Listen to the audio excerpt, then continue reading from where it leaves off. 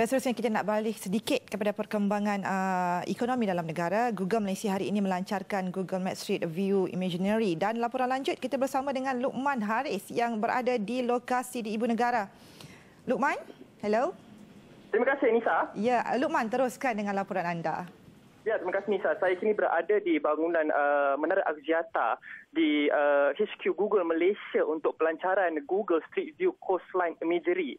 Apa ini ialah satu aplikasi di dalam Google Maps seperti Street View yang kita ada sekarang. Cuma Street View Coastline Imagery ini dia mengelilingi pesisir pantai seluruh negara, seluruh semenanjung Malaysia menggunakan kayak yang dipasangkan dengan tracker Google Street View.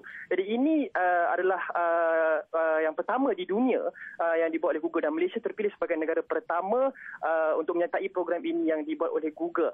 Dan sejak hampir setahun lalu, iaitu September 2014, kira-kira setahun lalu, kayak ini telah pusing di serata pesisir pantai di semenanjung Malaysia sejauh 2,200 kilometer dari Tumpat ke Langkawi untuk merekodkan imej-imej yang boleh dilihat sekarang di laman web Google. Google juga turut bekerjasama dengan Persatuan Pecinta Alam Malaysia untuk menjayakan projek ini bagi merekodkan data-data dan juga gambar-gambar di kawasan pesisir pantai bagi tujuan-tujuan konservasi atau pemeliharaan alam sekitar. Seperti memfokuskan kepada isu seperti hakisan tanah, pembangunan di kawasan pesisir, kemusnahan flora dan fauna di pesisir pantai seluruh semenanjung Malaysia yang akan kemudian diberikan kepada pihak-pihak berkuasa atau pihak-pihak berwajib untuk mengambil langkah-langkah selanjutnya untuk mengambil langkah-langkah pemeliharaan alam sekitar di semenanjung Malaysia. Misal.